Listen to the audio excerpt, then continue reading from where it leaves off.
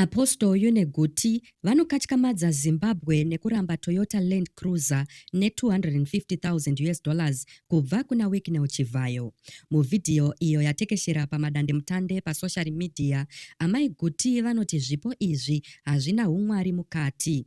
Muri yeZimbabwe ndinokuchingamidzai zvakare panonzi pano, ndapota musakanganwewo kusubscribe nekulikewo vidhiyo rino. Izvi zvinobatsira kuti risvike kure kune hama neshamwari dzenyu dzisati dzariona. Thank you very much for the offer, but I don't think that I will take it. $2 million. There was no mind and will of God there. I said, thank you very much for the offer, but give it to others and not me. I'm not going to take that money.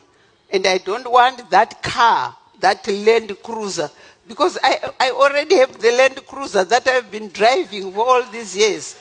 Apostle Mai Guti vanovashirikadzi ye the late Ezekiel Guti, founder weZayoja, vapisa pamadandemutande mushure mevidhiyo ravo riri kutenderera vachiramba motokari itsva yeToyota Land Cruiser ye2025 VXR 300 series uye $250,000 yaWicknell Chivayo. Muvidhiyo iyi Mai Guti vanoti zvipo izvi hazvina umwari mukati, vachitsanangura kuti vakaramba zvipo izvi nekuti zvaisafambirana nekutenda kwavo kana kuti hunhu hwechechi yavo. Vabuda pachena kuti Chivayo akatotumira mumwe munhu kuzovamanikidza kuti vabvume zvipo izvi, asi vakaramba zvakasimba vachiti vane Land Cruiser yavo nechekare uye havadi mari yake. Mai Guti also mentioned a separate $2 million offer which she declined, emphasizing that Zayoja was built on righteousness, not questionable wealth.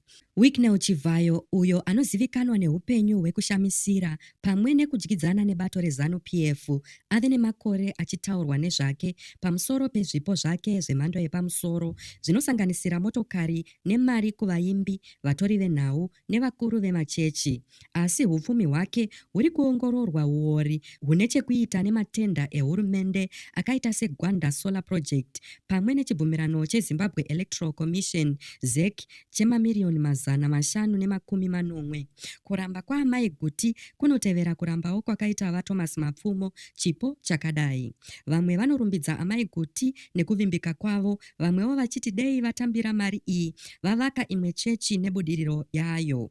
Muri yeZimbabwe munoiona sei iyi? Ngatisanganei mucomment section muchitaurawo pfungwa dzenyu nemaonero enyu panyaya iyi.